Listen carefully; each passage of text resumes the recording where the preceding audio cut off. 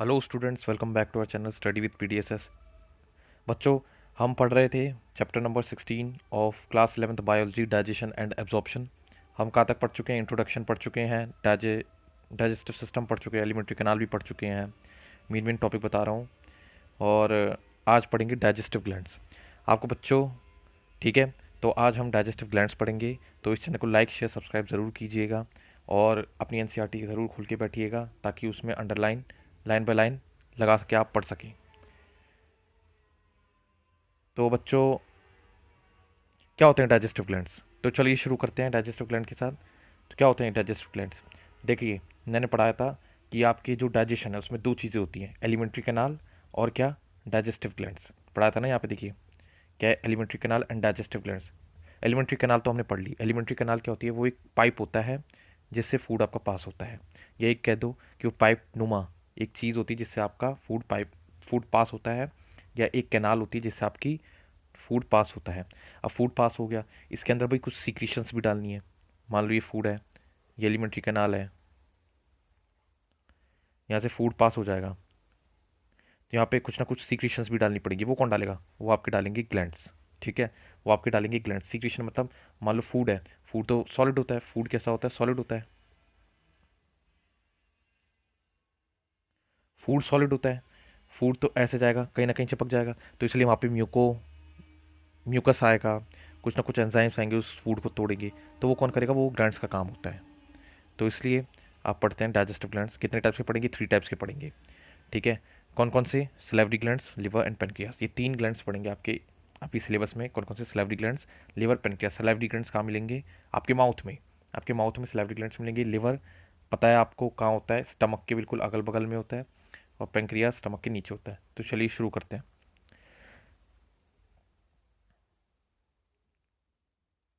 Saliva is mainly produced by 3 pairs of salivary glands: parotid gland, submaxillary submandibular gland, and the sublingual gland. These glands situated just outside the buccal cavity secretes salivary juice into the buccal cavity. कहने का मतलब है ये 3 gland है and sublingual gland. सबसे पहला है parotid gland. ये पैरोटिड ग्लैंड कहाँ मिलेगा आपको? कहा गया ये पैरोटिड ग्लैंड। पैरोटिड ग्लैंड आपका जैसे फेस है, ठीक है, ये आइज़ हैं और ये नोज़ है और ये माउथ है। पैरोटिड ग्लैंड आपके मिलेंगे इधर की तरफ। किधर की तरफ? इधर की तरफ, अंदर की तरफ। पैरोटिड ग्लैंड कहाँ मिलेंगे? इधर की तरफ। और वो अपनी सीक्रेशंस कहाँ डालेंगे? वो अपनी सीक्रेशंस डालेंगे माउथ के अंदर। किसके अंदर? माउथ के अंदर डालेंगे। ठीक है, तो पैरोटिड ग्लैंड यहाँ पे मिलेंगे। दूसरा क्या है? सब मैक्सिलरी सब मैंडिबुलर। मैक्सिला मैंडिबुला, मैंडिबल क्या होता है? मैक्सिले और मैंडिबल, सिंपल सी बात है। ये आपका फेस है, ये आइज़ है, ये यहाँ पे है। तो जो आपके सब मैक्सिलरी सब मैंडिबुलर है, ये कहाँ मिलेंगे? ये आपके मिलेंगे इधर की तरफ। ओके, इधर की तरफ। यहाँ की तरफ मिल गया पैरोटिड। पैरोटिड ये हो गए सब मैक्सिलरी एंड सब मैंडिबुलर। सब मैक्सिलरी एंड सब मैंडिबुलर, ठीक है। और जो सब लिंगुअल है वो कहाँ मिलेंगे? वो यहाँ मिलेंगे, टंग के नीचे। वो आपके क्या मिलेंगे? टंग। ये मोटा मोटा आपको बता दिया है, टंग के नीचे मिलेंगे। एक बार दोबारा समझ लीजिए कहाँ कहाँ मिलेंगे। ये मान लो आपका डायग्राम,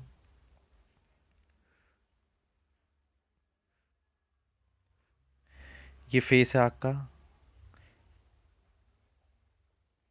यहाँ पे मिलेंगे पैरोटिड। यहाँ क्या मिलेंगे? पैरोटिड। यहाँ सब मैक्सिलरी एंड सब मैंडिबुलर ग्लैंड। और यहाँ की तरफ यहाँ ये तो है पैरोटिड आपके, ये है सब मैक्सिलरी सब मैंडिबुलर ग्लैंड। और यहाँ बिल्कुल टंग के नीचे ये कौन सा है? ये आपका है, ये है पैरोटिड। पैरोटिड ये है आपका सब मैक्सिलरी सब मैंडिबुलर मैंडिबुलर। और ये है आपका सबलिंगुअल, ठीक है, सबलिंगुअल टंग के नीचे। तो इनका सिक्रेशन कहाँ होगा? आपका सीधा माउथ में होगा। और इनकी सिक्रेशंस को क्या कहेंगे? सलाइवा। ठीक है, इनकी सिक्रेशन को क्या है? सलाइवा। जो आपका थूक बनता है वो इन तीनों ग्लैंड्स की वजह से बनता है, पैरोटिड ग्लैंड और सब मैक्सिलरी सब मैंडिबुलर और सबलिंगुअल। देखा, बोला है ना, पैरोटिड कहाँ मिलते हैं आपके? पैरोटिड मिलते हैं आपके चीक के पास। और सब मैक्सिलरी सब मैंडिबुलर ग्लैंड कहाँ मिलते हैं? लोअर जॉ, नीचे वाले उस पर। और सब लिंगुअल कहाँ मिलता है? Below the tongue. और ये सब सीक्रेट कहाँ करते हैं? बकल कैविटी के अंदर। और क्या होता है इनका? सलाइवा। क्या सीक्रेट करते हैं? सलाइवा। सही बात है, अगर थूक नहीं होता तो क्या आप खाना निगल पाते हैं आसानी से? नहीं। अब आते हैं आगे लिवर पे। लिवर इज लार्जेस्ट ग्लैंड, ये बात याद रख लीजिए, लिवर सबसे बड़ा ग्लैंड होता है और उसका वेट कितना होता है? 1.2 to 1.5 kg in adult human. It's situated in the abdominal cavity just below the diaphragm and the two lobes and has two lobes. Liver के कितने lobes होते हैं? लिवर के two lobes होते हैं, ऐसे ऐसे होते हैं two lobes, ठीक है? कैसे? ऐसे। लिवर के पास कितने lobes होते हैं? Two lobes, याद रखिएगा, ये पूछा जाता है लिवर में कितने lobes होते हैं? Two lobes. The hepatic lobules are the structure and functional unit of liver, containing hepatic cells arranged in the form of cords. Each lobule is covered by a thin connective tissue sheet called Glissen's capsule. The bile secreted by the hepatic cells passes through the hepatic duct and stored in concentrated in a thin muscular sac called gallbladder. सबसे पहली बात मैं बता दूं, जो ये वाली line है ये थोड़ी ये आपको कंफ्यूज कर देगी, इसलिए मैं डायग्राम के साथ आपको समझाता हूँ. इन्होंने बोला है जैसे हमारी किडनी, किडनी में क्या होता है? किडनी में जो फंक्शनल यूनिट होती है वो क्या होती है? नेफ्रॉन. पता है नेफ्रॉन? नेफ्रॉन, नेफ्रॉन देखा होगा, ऐसा ऐसा कुछ होता है, ठीक है? ऐसा कुछ होता है नेफ्रॉन. ये क्या है? किडनी में मिलता है आपको. फिर आपका नर्व सेल, नर्व सेल कैसा होता है? ऐसा, ठीक है? ये आपका क्या मिलता है? ब्रेन में. ये क्या है? ये फंक्शनल यूनिट, सबसे स्मॉलेस्ट यूनिट है जो रिपीट होती है बार बार, ठीक है? इसलिए फंक्शनल यूनिट कहते हैं. जैसे कि यहाँ पे क्या है, देखिए इसने बोला है कि hepatic lobules are the structural and functional unit. कैसी होती है इनमें यूनिट? ऐसे होती है, ये फंक्शनल यूनिट होती है ऐसे. ये हिपैटिक लोब्यूल है, बेसिकली इसको क्या कहेंगे? Hepatic lobule. ऐसे ऐसे करके कितने हिपैटिक लोब्यूल बनते चले जाएंगे? बहुत ज़्यादा हिपैटिक लोब्यूल्स बनते चले जाएंगे लिवर के अंदर. इसलिए क्या है? फंक्शनल. ये भी और ऐसे जितने भी बनते चलेंगे, ये क्या है? Functional and structural unit of liver. इसके अंदर क्या अरेंज्ड होंगे? इसके अंदर अरेंज्ड होंगे आपके छोटे छोटे हिपैटिक सेल्स. हिपैटिक मतलब लिवर. इसके अंदर क्या अरेंज्ड होंगे? आपके छोटे छोटे हिपैटिक सेल्स. इसके अंदर ऐसे ऐसे करके छोटे छोटे हिपैटिक सेल्स अरेंज्ड हो जाएंगे. ये छोटे छोटे जो मैं बना रहा हूँ क्या हिपैटिक सेल्स हैं, ठीक है? बस डायग्राम को समझने के लिए ये छोटे छोटे हिपैटिक सेल्स हैं, ठीक है? ये क्या है? ये हिपैटिक लोब्यूल है. ये भी हिपैटिक पूरा का पूरा लोब्यूल है जो ये हेक्सागोन बनाया है. अब इन्होंने बोला है कि यहाँ पे एक शीट होती है, ठीक है? ये शीट क्या है? जो हिपैटिक लोब्यूल को कवर करती है, जो हिपैटिक लोब्यूल को कवर करती है, ये शीट क्या कहते हैं? इसे कहते हैं ग्लिसन्स कैप्सूल. क्या कहते हैं इसे? Glisson's capsule. बस ये याद रखो, जो हिपैटिक लोब्यूल को कवर कर रही है इस शीट को क्या कहते हैं? ग्लिसन्स कैप्सूल कहते हैं. क्या कहते हैं इसको? Glisson's capsule. ओके, तो बस इतना हो गया, ये तो इतना समझ आ गया. इन्होंने क्या बोला है? Hepatic lobules are the structure and function unit of liver containing hepatic cells. पता चल गया. ये जो हिपैटिक लोब्यूल था ये पूरा, ये भी हिपैटिक लोब्यूल था, ये भी हिपैटिक लोब्यूल था, ये भी हिपैटिक लोब्यूल था, ये भी हिपैटिक लोब्यूल था. और इसके अंदर ये क्या थे? Hepatic sales. ये छोटे छोटे बनाए हिपैटिक सेल्स हैं. और ये क्या है? ये शीट है, ये जो ग्रीन कलर की ये शीट है, ठीक है? ये बनाई है. अब जो ये हिपैटिक सेल्स होते हैं, ये जो आपको छोटे छोटे दिखाई दे रहे हैं, ये क्या सिक्रीट करते हैं? ये बाइल सिक्रीट करते हैं. क्या? बाइल, ठीक है? ये छोटे छोटे किस क्या सिक्रीट करते हैं? बाइल सिक्रीट करते हैं ऐसी सभी के. अब यही पढ़ेंगे. ये छोटे छोटे जो हिपैटिक सेल्स हैं क्या सिक्रीट करते हैं? ये सिक्रीट करते हैं आपके बाइल, ठीक है? The hepatic cells arranged in the form of cords. Each lobule is covered by a thin connective tissue sheet. Glissen's capsule पढ़ लिया. The bile secreted by the hepatic cells passes through the hepatic duct and is stored and concentrated in a thin muscular sac called the gallbladder. अब आते हैं, ये तो समझ आ गया ना पूरा. अब आते हैं इधर. इन्होंने बोला है जो हिपैटिक सेल्स हैं, जो लिवर के सेल्स हैं, वो बाइल सिक्रीट करेंगे. और वो अब कहाँ जाएंगे? वो बाइल सिक्रीट करके जो बाइल है वो कहाँ जाएगा? वो यहाँ स्टोर हो जाएगा गॉल ब्लैडर के अंदर. गॉल ब्लैडर के अंदर स्टोर हो जाएगा. अब इन्होंने बोला है कि अब आते हैं यहाँ पे लिवर के मेन फंक्शन पे कि लिवर कैसे काम करता है. तो देखिए एक बार. The duct of gall bladder cystic duct along with hepatic duct form liver forms the common bile duct. The bile duct and pancreatic duct open together into the duodenum and the common hepato-pancreatic duct, which is guarded by a sphincter called the sphincter of Oddi. थोड़ा complex है, समझना भी जरूरी है. ये आपका है gall bladder, ठीक है? ये जो डक्ट दिखाई दे रही है आपको, ये डक्ट फ्रॉम लिवर है, ये लिवर से डक्ट आ रही है, ठीक है? और ये आपका गॉल ब्लैडर. और ये वाली डक्ट कौन सी है? ये डक्ट फ्रॉम गॉल ब्लैडर. तो दो चीज़ों पे ध्यान रखना, duct from liver, duct from gall bladder. इसे क्या कहेंगे? Hepatic duct. क्या कहेंगे? Hepatic duct. हिपैटिक डक्ट कहेंगे. और इसको क्या कहेंगे? Cystic duct. क्या कहेंगे? Cystic duct. तो दो बातें याद हो गई. क्या? ये जो डक्ट आ रही है लिवर से, हिपैटिक डक्ट. और ये जो आ रही है गॉल ब्लैडर से सिस्टिक डक्ट, ये दोनों आपस में मिल जाएंगी। ये दोनों कहाँ आपस में मिल जाएंगी और क्या बनाएंगी? Common bile duct. देखिए ये क्या है? हिपैटिक डक्ट, और ये है सिस्टिक डक्ट, और दोनों आपस में मिल गई। तीनों आगे बेसिकली ये तीनों आगे मिलके और ये क्या बना दिया? कॉमन बाइल डक्ट, ये वाली कॉमन बाइल डक्ट। ठीक है, या ये कह दो। ठीक है, समझ आ गया? तो दोबारा देख लीजिए, ये डक्ट फ्रॉम लिवर है, ये 2 डक्ट्स हैं, ये दोनों अगर आपस में मिल जाएंगी तो ये हो जाएगा कॉमन हिपैटिक डक्ट। अब common hepatic duct and duct from gall bladder क्या बनाएंगे? Common bile duct. अब ये कॉमन बाइल डक्ट कहाँ पे खुलेगी? ड्यूडेनम रीजन में।